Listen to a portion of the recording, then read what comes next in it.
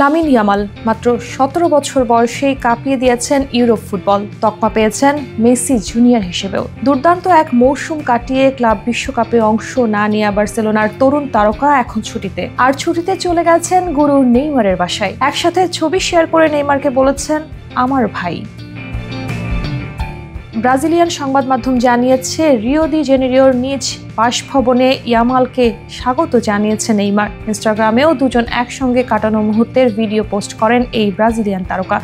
ভিডিওর শুরুতেই নেইমারকে দেখা যায় জিমে। এরপর ফুটভলি খেলতে মাঠে নামেন তিনি। সেখানে খেলতে খেলতেই আসেন ইয়ামাল।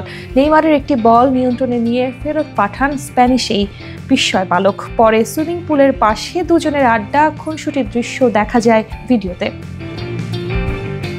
সবচেয়ে আলোচিত অংশ অবশ্য ভিডিওর শেষ দৃশ্য। সেখানে দেখা যায় নেইমারের হাতে বার্সার জার্সি আর ইয়ামালের হাতে সান্তোসের।